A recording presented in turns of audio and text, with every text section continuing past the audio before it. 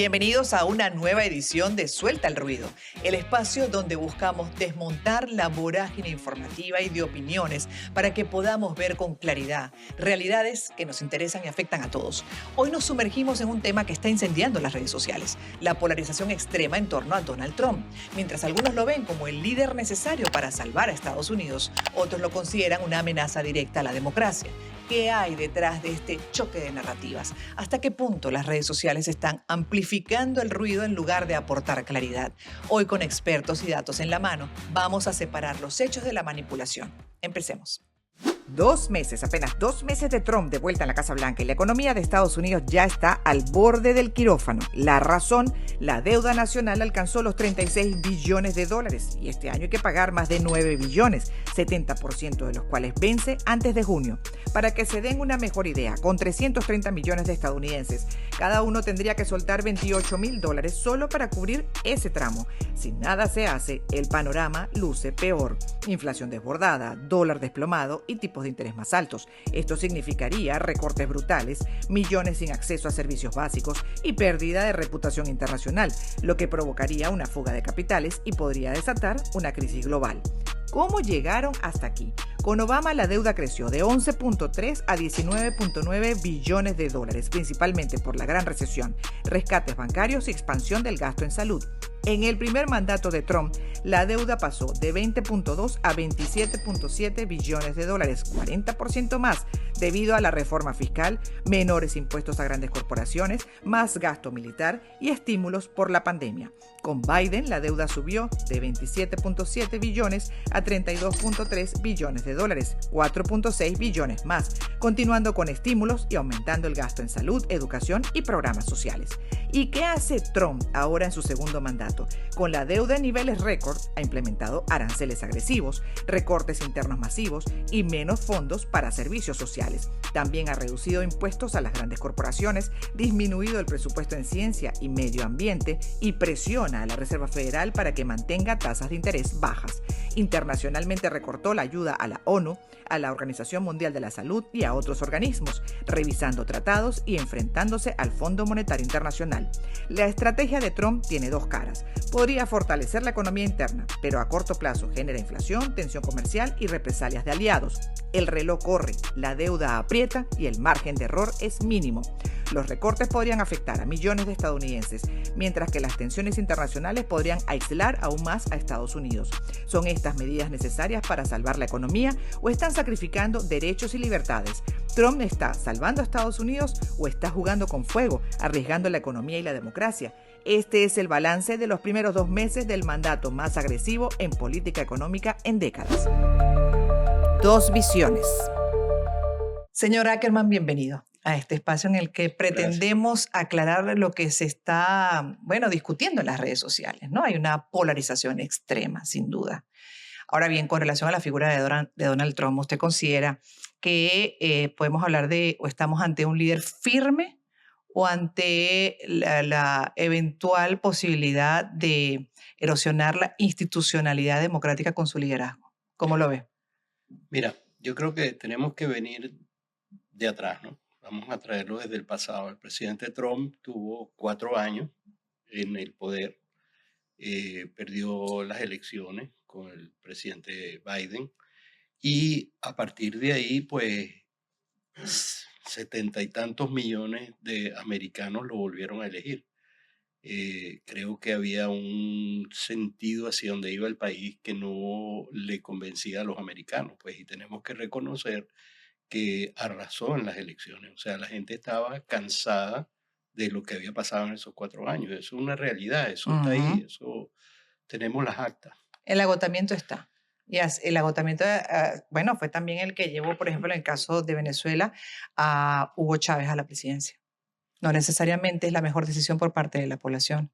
Yo creo que es muy distinto, ¿no? En Venezuela había una situación de país de corruptela terrible, había todo el mundo quería una cachucha, ¿te acuerdas? Todo el mundo pedía que quería una cachucha porque quería poner orden en Venezuela.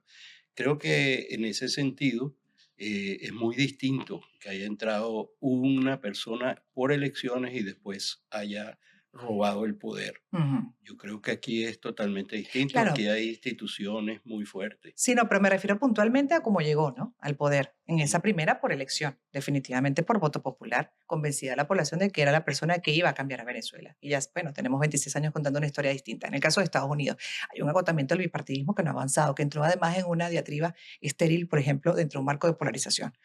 Tanto republicanos como demócratas, y es parte de la Es que queja. No mira, avanzan en ningún aspecto y ahora entró ya un líder, en este caso Trump, a supuestamente tomar medidas, ¿no? Y en poco tiempo que sean efectivas para la población. ¿Hasta qué punto es que el eso realmente es problema, así? yo creo que el presidente Trump fue elegido y ahora está mandando. Va a millón, perfecto. Tiene solo 45 días, no podemos juzgar su gobierno todavía. Ujú. Apenas tiene 45 días ahí, podemos juzgar los 4 años anteriores, pero esto no tiene nada que ver con Venezuela. Es que no con la Venezuela actual, estoy hablando de la Venezuela del origen justamente de lo que tenemos hoy en día, de ese liderazgo por el que se apostó. A eso me refiero, señora Ackerman. No es una comparación actual, pero igual la polarización está muy vigente en Venezuela. Eso es una realidad tan vigente que cualquier tema se vuelve un tema de discusión en las redes sociales, incluso de enfrentamiento entre venezolanos. Y este es uno, porque además tiene unos efectos también para la comunidad venezolana, dentro y fuera de Estados Unidos. En Venezuela tenemos ya 26 años, es que no podemos comparar Estados Unidos con Venezuela, jamás. Ese no es el punto de comparación que estoy haciendo, de todas Mm. maneras lo aclaro porque ese no es básicamente la dinámica inicial, que sí puede generar alarma y es válido que algunos la puedan tener. Quienes cuestionan el liderazgo de Trump, sobre todo el perfil, ¿no?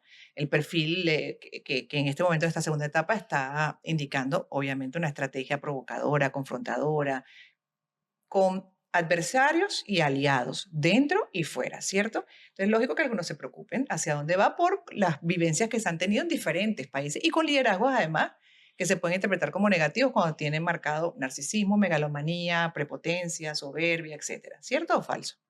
Bueno, yo estoy de acuerdo contigo Ok. perfectamente. Él tiene sus problemas personales como lo tiene cualquier ser humano, pero no son tan malos como los del presidente Biden. Gracias por estar con nosotros, señor Planas. El placer es mío. Un demócrata que en algún momento fue republicano. Sí, por muchos años, mi vida entera, yo fui miembro de la legislatura de la Florida, como del Partido Republicano, y por el peligro que yo le vi al trumpismo, me fui del partido, fui independiente por un año y después me convertí en demócrata. Eso fue que en su primera gestión, la primera gestión de Trump, que hizo ese Yo fui cambio. republicano durante el primer término de Trump y yo pensaba que él iba a fallar, que él iba a fallar y que el partido se iba a recuperar. Pero el último año, durante el primer impeachment, yo me fui del partido y fui independiente. Mm. Y entonces la semana después de la elección del 2020, cuando yo fui que ellos estaban rechazando lo que fue una elección normal, sin problemas, y ellos estaban diciendo cosas que no eran, entonces me hice demócrata. Ah, ya. En su momento, ¿no? También cuando era republicano, básicamente, ¿qué consideraba se estaba haciendo bien y qué se estaba haciendo ya de plano mal? Además de ese episodio del Mira, 2018. el Partido Republicano, yo, como yo digo, yo sigo siendo un capitalista y lo que veo ahora del Partido Republicano es anticapitalismo, casi socialista. Esto de las tarifas que están poniendo, eso es socialismo. Eso es tratar de controlar lo que uno puede comprar. Lo que siempre estaba en desacuerdo con el Partido Republicano era en los temas sociales. Yo creo que hay que ver, hay que tener libertad personal y estaban atacando a personas que eran diferentes por cualquier cosa y Mm. creo que eso ha pasado hasta más todavía ahora, que es muy peligroso, muy similar a lo que pasó en Alemania en los años 30, cuando mataron a homosexuales, a los gypsies, las personas hebreas. Esto de declarar guerra contra personas que son de grupos minoritarios. Todo lo que Trump dice de los hispanos y los inmigrantes hispanos es lo mismo de lo que decía Hitler de los judíos en Alemania. Pero una mayoría, por lo menos, ¿no? En el caso de la población estadounidense, votó por él. No era una mayoría, era un 49.5%. No era mayoría, era más una pluralidad de votos de lo que recibió Kamala Harris. Eran Mm. más votos, pero no era mayoría. era 49.5.7%. Casi llega a 50, no era una mayoría. Estamos hablando de que sí hay una polarización en Estados Unidos, que es un bipartidismo y ya por naturaleza está en dos polos, pero igual la población está todavía mucho más polarizada. Y mira, interesantemente, los fundadores del país, James Madison, no quería que hubiera partidos políticos. Ellos no pensaban que se iba a convertir en un sistema de dos partidos. Se convirtió casi orgánicamente. Han habido tiempos donde el pueblo sí estaba dividido casi reñidamente, pero ahora nunca he visto el peligro de verdad de violencia política como se ve ahora. En el que han caído ambos. Sí. Ese tipo de narrativa, de discurso, de retórica, ¿no acentúa la polarización e incluso las diferencias entre partes? ¿Cómo lo ves? Sí, mira, lo que pasa es que, como tú lo dices, aquí ya la polémica ha llegado a unos grados eh, que a mí tampoco me gustan, pues. Yo quisiera que la política fuera más limpia, ¿no? La política, en realidad, tú lo ves aquí localmente o lo ves nacionalmente, cuando un candidato se lanza, el contrincante, sea republicano o demócrata, lo que busca es la basura. Elon Musk, ¿salvador o amenaza? We've got this enormous federal budget deficit, and it's a $2 trillion deficit. It keeps growing. Our interest payments are higher than our Defense Department budget. That's I think was the real wake-up call for me, was looking at seeing that the interest payments on national debt exceeded the Defense Department budget. And that was only growing over time, which meant if we didn't do something about this, then there won't be any money for anything. We'll just be servicing debt. And you know how to read an income statement, and you know how to read a balance sheet. You've had some business experience. I'm kidding, but Yeah. you know about this stuff. Yeah, I mean, really, I just don't want America to go bankrupt. So it's a call to action. You're hearing a call to action. Yeah. You giving up your other stuff? I mean, how are you running your other businesses? With great difficulty.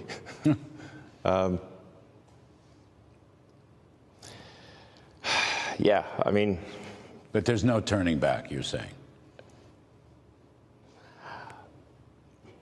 I'm just here trying to make government more efficient, eliminate waste and fraud. Entonces, con relación a incluso esos nuevos liderazgos, ¿no? Porque vemos cómo ha conformado un gabinete en donde incluso, bueno, se está apoyando en empresarios como Elon Musk. Y ahí también ese es otro punto de discusión donde incluso algunos están cuestionando el hecho de que puede haber conflicto de intereses con cosas puntuales como, por ejemplo, el desmantelamiento, o sea, lo que es de algunos programas, de algunos proyectos en lo económico, caso puntual la FAA, por ejemplo, las comunicaciones con Verizon que se están revisando y haciendo pruebas con Starlink, pero Starlink es una empresa de Elon Musk. Entonces, ahí en ese caso, pues, ¿cuál cree usted puede ser quizás su advertencia como republicano? Más allá de su simpatía, em, para la estabilidad, la institucionalidad y el deber ser. Mira, yo lo que veo es que Elon Musk no necesita robar. Elon Musk es una persona ya demasiado dinero tiene, no tiene ningún tipo de interés económico, que es lo que nos ha llevado a toda esta corruptela que ha habido aquí. ¿Qué está haciendo Elon Musk? Limpiando, y que lo limpie. Lo de la FAA, mira los accidentes que han habido en los aeropuertos. Han puesto gente que no tiene experiencia, que tienen por sus nexos, conexiones, mentalidad, lo que sea, los han puesto ahí. Y mira los accidentes que estamos teniendo. Entonces, que limpien la FAA, que la limpien. Que están limpiando USA, que la limpien. Pero el que se mezclen las empresas, el que se pueda estar promoviendo sus propias compañías como opción y como recurso para el funcionamiento de la administración pública. Mira, yo veo que si él tiene la tecnología y la va a poner al servicio, que la ponga, pero que la ponga limpiamente. Si es que todo esto, hasta ahora, todo es claro y limpio. Se ha visto todo lo que está funcionando. Pero es ingenuo decir que no está buscando nada, más allá de ayudar, ordenar, ¿no? ¿No le parece? Yo no veo intereses, no veo intereses. Ninguno. No. Ok. Nadie en la historia del gobierno americano ha tenido tanto poder sin, número uno, ser elegido o, número dos, ser confirmado por el Senado. Y él no fue confirmado por el Senado, él no fue elegido y él está ejerciendo poder que es reservado solamente para el Congreso de los Estados Unidos en la Constitución. Pero le están dando ese poder. ¿Por qué cree que se lo están dando? Y yo creo que es temor, yo creo que Trump tiene lo que se llama el cult of personality. La mayoría de los republicanos no le tienen temor a una elección general, le tienen temor a una primaria. Donald Trump puede dañar a cualquier republicano en el Congreso en una primaria. Y es el temor. Medidas que sacuden. Con relación a medidas, por ejemplo, como el recorte en la administración pública también, que es algo que se ha reclamado, y me gustaría que, compartiera su visión a mediano plazo. ¿Cómo ve usted esto, sobre todo de cara a, por supuesto, gente desempleada, descontentos dentro de la administración pública, lo hemos vivido en otros países?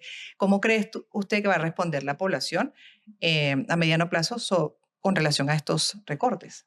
Bueno, fíjate, con respecto a los recortes de gobierno, nosotros sabemos que los republicanos siempre han hecho gobiernos pequeños y promocionan el gobierno pequeño. Aquí se hizo lo contrario, aquí se contrató gente, ahí está, edificios vacíos con 2 empleados, una cantidad de cosas que se están descubriendo. Entonces, que no empleemos a la gente trabajando en el gobierno y burócratas que no hacen absolutamente nada. Ahí están trayendo $200 billones de inversiones en empresas de alta tecnología. Ya esos no van a ser empleados de bajos recursos, esos son empleados que van a ganar unos buenos sueldos y va a mejorar la economía de este país. Mucho de lo que, tenemos hoy justamente y estas medidas, además, es consecuencia de lo que se dejó de hacer durante la administración de Biden, de los demócratas, o incluso se hizo mal. Vayamos a organismos, agencias como USAID, donde se hizo financiamientos a programas que no son prioridad ni para el mundo ni para Estados Unidos, con dinero de los estadounidenses. Número uno, USAID y todo el dinero que va a ayuda extranjera ni es 2% del presupuesto, ni eso, ¿ok? Y todo lo que Doge está diciendo, que han encontrado fraude en USAID, ellos no han dado documentación al Congreso.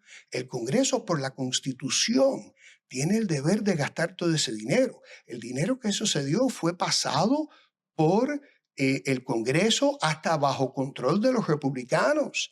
Y ahora Elon Musk está tratando de hacer el trabajo del Congreso y estos miembros del Congreso le están cediendo el poder a él. Él ni ha dado todo lo que ha cortado Doge. Ellos no le han dado esas tarifas al Congreso. Con esta política, por ejemplo, de recorte, de depuración, de sin duda la burocracia que existe dentro del sistema americano y es algo que se ha cuestionado a lo largo del tiempo. Pero ¿tiene algún reporte, algún dato específico, pruebas que evidencien que ya se está cometiendo discriminación o actos de xenofobia? Ellos no van a empezar con eso. De homofobia. Ellos lo que quieren es parar que se le llame al racismo lo que es. Nosotros hasta todavía, en ahora, una mujer gana todavía solamente 80% de lo que gana un hombre en este país. Eso no debe ser aceptado. Él está haciendo lo que muchos países y muchos presidentes deberían de hacer, quizás radicalmente, con su personalidad, imprimiendo su personalidad a su proyecto político, pero él está poniendo a los Estados Unidos en primer lugar, imponiendo a través de políticas casi extorsionadoras con el tema de los aranceles, haciendo ver que en toda negociación los Estados Unidos quede en primer lugar, prevalezca su punto de vista, su opinión, y básicamente basado en esos 4 puntos que buscan parar el despilfarro en la emisión de deuda, que en el largo plazo sí puede comprometer a esta economía. Está tocando que va a romper tejido social, corporativo, administrativo y económico, que es política inmigratoria profunda, la desregulación de muchas leyes obsoletas o quizás que no están alineadas a su proyecto. En tercer lugar, el tema de las políticas monetarias y en cuarto lugar, la inflación, que no ha sido controlada del todo después de la pandemia. ¿Quién entra? ¿Quién se queda? Trump regresó y la frontera se cerró como nunca antes. En solo 10 días, los cruces en la frontera con México cayeron 85% respecto al mismo periodo del año anterior. Su gobierno eliminó la app CBP One, que permitía a los migrantes programar citas para solicitar asilo.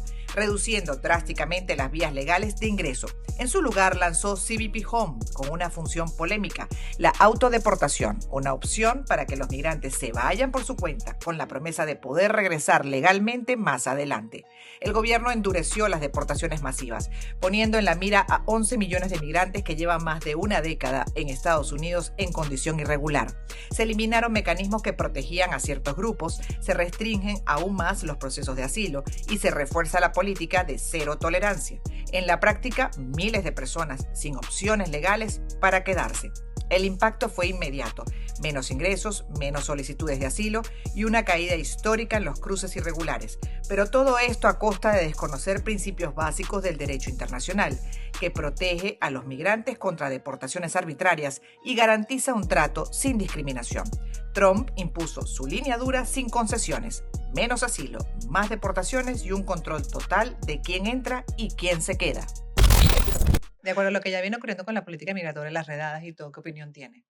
¿Con qué? Con la política migratoria, las redadas, las deportaciones, el cierre de fronteras, ¿usted qué piensa? Mira, un capitalista piensa que un trabajo le pertenece al que lo puede hacer más barato y mejor y más eficiente. Nosotros necesitamos inmigrantes viniendo a este país porque la mayoría de los inmigrantes hacen trabajo y entonces se convierten en empresarios y ellos contratan a personas también. En los Estados Unidos, cada hombre y mujer estadounidense tienen un niño y medio. Quiere decir que por cada 2 personas están haciendo menos de 2 personas. Si nosotros no aceptamos más inmigrantes, la población de los Estados Unidos baja. ¿Qué pasa si la población baja? La economía baja. Si nosotros no seguimos importando personas que vayan a aumentar lo que se llama GDP, el Gross Domestic Product, que es el producto que se produce todos los días, nosotros podemos entrar no en recesión, pero en depresión. La migración se necesita porque los americanos no están teniendo babies. Pero una migración organizada, se le fue de las manos al presidente Biden también. Se le por fue de las ejemplo, manos a todo el mundo. La migración La forzada. amnistía más grande que se ha hecho en los Estados Unidos lo hizo Ronald Reagan. ¿Y por qué lo hizo? Porque sabía que necesitábamos los inmigrantes. ¿Por qué es que las personas vienen ilegalmente? Porque el método de entrar legalmente es sumamente difícil. Yo sé que todos nosotros conocemos personas que no pudieron venir legalmente y tuvieron que venir ilegalmente y entonces se legalizaron aquí. Nosotros tenemos que añadir más personas al Departamento de Inmigración para procesar lo que están viniendo. El problema que tenemos ahora y nadie quiere realizar es que la mayoría de los republicanos no quieren personas de habla hispana viniendo al país. No lo quieren. Y eso para mí es un descaro, que el pueblo hispano esté apoyando a personas que no quieren más hispanos viniendo. Bueno, de hecho, la criminalización de la comunidad venezolana a propósito de la presencia de miembros del Tren de Aragua, ¿usted cómo la ve también? Porque igual ingresaron delincuentes de una organización de esta naturaleza como el Tren de Aragua de Estados Unidos y así de otras también. Pero igual hay una criminalización y una generalización que sin duda nos preocupa. La mayoría de inmigrantes no cometen crímenes. La mayoría de los crímenes en el país son cometidos por personas que nacieron aquí. Igual con los republicanos están diciendo, no, porque está entrando el fentanol. El 75% de los paros de cuando entra el fentanol son por americanos ciudadanos, no son por personas extranjeras. Entonces, bueno, la pregunta es con relación a esa política migratoria al final, ¿en qué cree usted que puede desencadenar? Porque una realidad es que ya la están aplicando. 2, Biden, para muchos, pues no tuvo una política efectiva para manejar el tema y lo sobrepasó. Tampoco comunicaron lo que usted está diciendo ahorita, de crear una cultura, de crear una postura, una interpretación adecuada de la migración en Estados Unidos. Yo creo que el Partido Demócrata falló en explicarle al pueblo la importancia de la inmigración y por qué no se podía parar. Tuvieron temor que iban a perder votos en Pennsylvania, en Michigan, y por eso no querían decir la verdad, que es que la economía de nosotros depende no solamente de inmigrantes legales, pero la economía depende de inmigrantes ilegales. Se ha manejado un discurso que generaliza, ¿no? Y preocupa mucho de criminalizar a la comunidad venezolana y a los ilegales, en este caso los indocumentados de nacionalidad venezolana, y compararlos con el Tren de Aragua. ¿Cómo lo ha manejado usted como republicano? Bueno, todos los venezolanos sabemos que tal vez 1% de la gente que entró son esta gente del Tren de Aragua y etcétera. Hay otros problemas. Hay gente que ha llenado de otros países, que han llenado papeles como venezolanos, cometido fraude. Hay una cantidad de cosas ahí adentro que fue lo que nos llevó a esta desgracia para los tepecianos nuestros, que trabajan, que ya tienen hijos aquí, que ya tienen casas aquí. Nosotros hemos tratado con estos 3 congresistas y ellos lo están haciendo, y te puedo decir que me consta que están trabajando muy duro por alguna otra salida. ¿Cuál es? No sé, que el Tribunal Supremo de Justicia eche para atrás la orden de Trump del TPS, y eso deja que se renueven los 18 meses y el presidente Trump no lo pelee. Él cumplió con su gente de cerrar la frontera, pero se queda quieto y el TPS siga. Tenemos tantas opciones, pero lo vuelvo a repetir. Vamos a trabajar con los 3 congresistas y con el senador Rick Scott. ¿Pero son cosas que no le sorprenden? No, lo que sí te puedo decir es que yo en ese momento le escribí a los 3 congresistas, al presidente de la Cámara, le escribí al presidente Trump, le escribí a Marco Rubio, le escribí a Carlos Trujillo, que fue embajador en la OEA, le escribí a todo el mundo que no generalizaran, que nosotros somos decentes. Yo me sentí nombrado dentro de ese grupo. Entonces yo sí, ves, eso sí lo peleo. Por eso es que no es que nosotros tengamos una posición ya y esa es la posición firme. No, nosotros estamos defendiendo lo nuestro. Lo hemos hecho en mi organización durante 21 años y lo seguiremos haciendo ahora. Si tuviéramos que, en pocas palabras, tratar de resumir lo que son las políticas migratorias de la actual administración, yo creo que podemos dividirla en 2 grandes grupos. Un grupo que está buscando protecciones de índole humanitaria, dentro de eso es el asilo, TPS, parol humanitario, parol otorgado a través de la figura del CP1, etcétera, que desafortunadamente han visto un endurecimiento muy marcado de las políticas migratorias y el restringimiento, digamos, del acceso a obtener este tipo de beneficios o aprobaciones para poder regularizar la situación migratoria en el país. Pero por otro lado tenemos otro grupo que tramita procedimientos tradicionales desde el punto de vista migratorio, como certificaciones laborales, peticiones familiares, visas de interés nacional, habilidades extraordinarias, visas de inversión, no inmigrante, etc. Pareciera que siguen con una dinámica normal y que van a contar más bien con un favorecimiento o, digamos, con un impulso que permita concretar la llegada o arribo a territorio americano de una manera legal. Por supuesto, la crítica de fondo es actualmente no definir adecuadamente las políticas o prioridades de deportación, dejarlas abiertas para cualquier persona que no tenga legalidad en el país, en lugar de enfocarlas a todos aquellos que ya tienen una orden de deportación o que de alguna manera han delinquido en territorio americano, que yo creo que es realmente el clamor de la mayoría de los que hacemos vida en los Estados Unidos. El ajedrez de Trump. Las 3 acciones más contundentes de Donald Trump en materia geopolítica son el establecimiento de aranceles comerciales para antiguos aliados, como es el caso de Canadá y la Unión Europea, que por supuesto lo afectarán y generarán una respuesta directa y proporcional, y por ende pues abrirá las puertas a una guerra comercial muy peligrosa tanto para los Estados Unidos como para esos antiguos aliados comerciales. Lo segundo es la posición en el conflicto ruso-ucraniano, en esta guerra donde ha pedido que Zelensky reconozca que ha iniciado la guerra Ucrania y no Rusia, cosa que por supuesto es negado por la mayoría de los países del mundo libre y toda Europa, y generando un conflicto acerca de qué es lo que tenemos que defender, la democracia o los regímenes, como es el caso de Putin. Y luego, en el tercer caso, es el desmantelamiento de USAID como su principal agencia para soft power, es decir, para generar relaciones públicas de Estados Unidos en el mundo. Estas 3 decisiones afectarán los próximos años de Estados Unidos y muy probablemente haga que los norteamericanos tomen decisiones en las midterm dentro de 2 años. No deja de tener razón cuando él, por ejemplo, cuestiona que Estados Unidos estaba en desventaja, por ejemplo, el tema arancelario con Europa. No.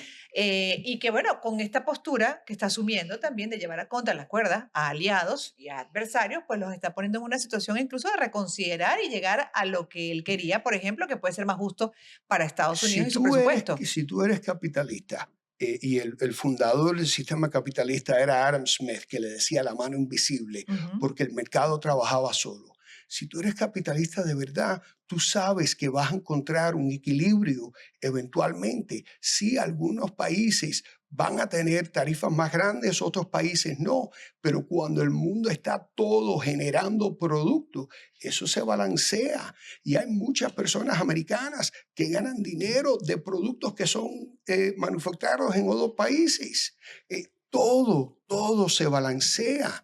Si tú tratas de controlar esto artificialmente, eres socialista. Ese es el problema. Claro, pero la realidad también es que, bueno, sin duda con esta globalización, Estados Unidos se ha quedado atrás, ¿no? En cuanto a esa producción nacional No y es su desventaja frente necesariamente.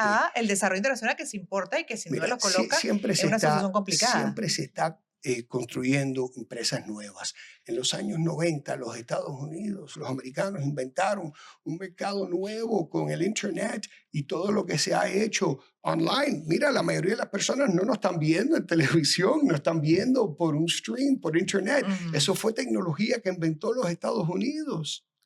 Siempre se inventan tecnologías nuevas. Cuando el mundo empieza a intercambiar, nosotros vamos a ganar más dinero si los países pobres pueden ganar más dinero y comprar más productos americanos. Eso se va a balancear y yo creo que a los republicanos se le ha olvidado las clases de economía y lo que es ser capitalista. Él dijo, lo que vamos a hacer ahora es recíproco. Si tú me cobras 100% por mis productos, yo te voy a cobrar 100%. Entonces, es algo recíproco. Tiene una lógica. Debe Claro, ser porque él va a bidireccional. Es así. Make America Great. Vamos a poner otra vez a este país a que sus empresas sean respetadas en otros países y podamos vender. Si se le dan todas las estrategias que está aplicando, ¿no? De llevar a la gente contra las cuerdas, Ujú. aliados y adversarios, Bueno, para que se están pongan. funcionando. ¿Usted cree que si no funciona, ahí la Están pregunta? funcionando. ¿Todas? Bueno, ¿China? ya México está. Bueno, vamos a tener un problema con China y vamos a dejar que entonces nosotros produzcamos aquí lo que produce China. Pero eso no Vamos es tan rápido, señora pero Ackerman. vamos a- Ubíquese en el tiempo también para la está realidad. bien, O sea, pero para vamos hablar con claridad a la gente, porque viene una situación económica, él Claro. mismo lo dijo en el discurso ante el Congreso, No, complicada. está bien, claro, pero tú cuando le pones un remedio a algo, ¿verdad? Tú tienes una enfermedad, tú tienes que hacerte una cirugía, vas a salir de ahí doliendo, pero después te vas a mejorar y todo va a funcionar. Aquí va a pasar lo mismo. Aquí vamos a tener que pasar por una situación para recuperar este país y lo que es. Entonces revisemos China, revisemos a Rusia, estas reuniones que ha habido y bueno, su postura ante Ucrania y con la Unión Mira, Europea. lo de China, hay mucha culpa en los dos partidos por muchos años. Richard Nixon tuvo el pensamiento que si nosotros pudiéramos apoderar a China, ellos nos iban a ayudar en contra de la Unión Soviética. El problema es que convertimos a China de una dictadura comunista a una dictadura casi fascista. El abuso que los chinos le dan a sus propias personas. El problema es que cómo tú puedes ignorar a una economía que está creciendo. Mm. Nosotros teníamos que haber dadole más poder al único país que económicamente tiene poder de verdad en esa era, en esa parte del mundo. Competir con China es India y no hicimos suficiente para Levantar a desarrollar la economía de India para ellos competir con China, que le Mm. puede quitar el poder a China. Entonces ahora ante esa realidad, pues que debe hacer Estados Unidos y con además lo que ha sido hasta el momento la postura de Trump, ¿cómo lo ves? Mira, una de las pocas cosas que Trump siempre ha dicho la verdad es que sí, China es problema Ujú. y China no es nuestro amigo. Nosotros no debemos de estar ayudando a ningún dictador, no importa si es izquierdista o derechista. China, tenemos que respetar a China porque es un poder, pero no debemos de nunca confiar en lo que China está haciendo y siempre los tenemos que tratar como un adversario. Que mencionas a Hamas, ¿no? Y a Gaza. Eso también, bueno, es otro punto que ha generado discusión y el video en particular, porque en el video hay unas imágenes que pueden ser dignas de análisis semiológico. Las imágenes de él, con la estatua dorada, ¿no? Dentro de la megalomanía que hablábamos antes, las imágenes de los árabes con barbas, las mujeres como mujeres, etc. No sé si usted analizó ese video. Sí, me pareció un video Inofensivo. bastante humorístico y que no tiene ningún alcance. Mira, hay que ver lo que él dice y lo que él hace, ¿no? Ahí está Hamas ahorita, en este momento, bajo amenaza de él, personal, de que o acaban la guerra o él los acaba. Eso no es malo, es bueno. Israel nunca ha tenido paz. ¿Qué hicieron durante estos 4 años? Absolutamente nada. Jamás siguió. Mira lo que ha habido ahí. Vamos a tener una paz por fin para que Israel pueda seguir viviendo como quiere vivir. Un tema muy complejo, además, desde el punto de vista hasta ideológico, donde unos no reconocen a otros, ¿no? En este caso, de las poblaciones. Y ahí el papel de Trump, incluso amenazando a Hamas, ¿cómo lo ve usted? Y con el video que hizo, con inteligencia artificial, con esas imágenes, ¿qué interpretación hace usted? Eso es una imbecilidad. ¿Cómo es que alguien quiere un presidente que hace esas imbecilidades? Mira, tú no puedes sacar a una población de una vez. Eso nunca ha trabajado en la historia del mundo. Eso se puede explotar hasta más peligroso de lo que es ahora. La seguridad de Israel es sumamente importante y Israel tiene el derecho de protegerse. Pero cómo Israel se protege también es importante porque ellos tienen que seguir siendo, tú sabes, una luz de democracia en el mundo. Israel es la única democracia en esa parte del mundo, pero Israel no puede mantenerse así si no se le da un Estado a los palestinos. Tiene que haber un Estado para los dos de ellos que viven en paz. Y los que dicen que eso no es posible, mira, eso no. Todo el mundo ha vivido ahí. Todavía hay cupo para todo el mundo. ¿Qué interpretación hace usted de la postura de Trump con relación a la guerra en Ucrania, las relaciones con Putin y básicamente la respuesta a Europa? Bueno, mira, ¿por qué no analizamos bien lo de Ucrania, ¿no? Como tú dices, vamos a dejar a un lado esta tirria hacia Trump y vamos a analizar la situación de Ucrania.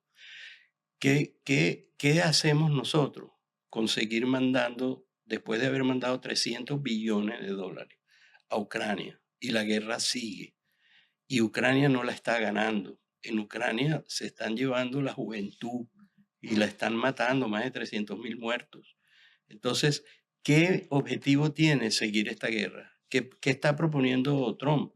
Él no está llegando a ningún acuerdo con Putin, él no está haciendo absolutamente nada. Él quiere una mesa de negociación, pero una negociación con un ceasefire, ¿no? Una detención de la guerra. Vamos a parar la guerra, vamos a sentar a una mesa y vamos a discutir, pues yo estoy en el medio. Ahora bien, volviendo a lo de Ucrania, ¿cuál cree que es la posición de Trump entonces con relación a este conflicto, de acuerdo a lo que ha pasado? La posición de Trump es lo que Putin le diga. Yo no creo que hay... Mira, hasta en los primeros 4 años de Trump, él nunca quiso decir que Putin había cometido crímenes internacionales. Él no quiere criticar a Putin nunca. ¿Qué temor le tiene él a Putin? Las decisiones de Donald Trump también llevan a otros líderes a tomar decisiones, como es el caso de la Unión Europea, que ante la posibilidad de que Estados Unidos deje de financiar a la OTAN, que es un acuerdo de seguridad occidental, se vieron obligados a solicitar el aumento de 5 billones de euros de material de defensa militar. Y los 27 estados partes de la Unión Europea tienen que ponerse de acuerdo en cómo se hará este aumento y en cuánto tiempo. También es el caso de Justin Trudeau, que en materia comercial ha decidido aumentar los aranceles en materia de servicio de electricidad. Es uno de los principales proveedores de servicio eléctrico para los Estados Unidos. Pero esto no se queda ahí. También China ha avisado que no tiene miedo a ningún tipo de guerra, ni a la comercial ni a la convencional, generando, por supuesto, inestabilidad en los mercados financieros, con la mayor caída desde la etapa COVID, tanto de Dow Jones como de Nasdaq, como Standard & Poor's, que son las principales referencias económicas del mundo, con una pérdida de más de 10% en el último mes. Estas son graves consecuencias y muy imprevisibles en el futuro cercano. Hechos y conclusiones. Roosevelt lo tenía claro. Habla suavemente y lleva un gran garrote. Llegarás lejos. Trump parece haber entendido bien lo del garrote, pero la parte de hablar suavemente, no. Hoy enfrenta desafíos titánicos, la crisis migratoria, las presiones económicas internas, la competencia con China y los conflictos globales.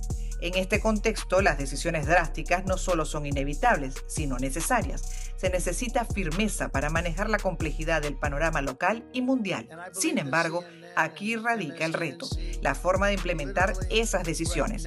A veces los discursos incendiarios y las amenazas parecen eclipsar los avances que se logran, y la dureza en las palabras puede hacer que se pierda de vista lo que realmente está en juego.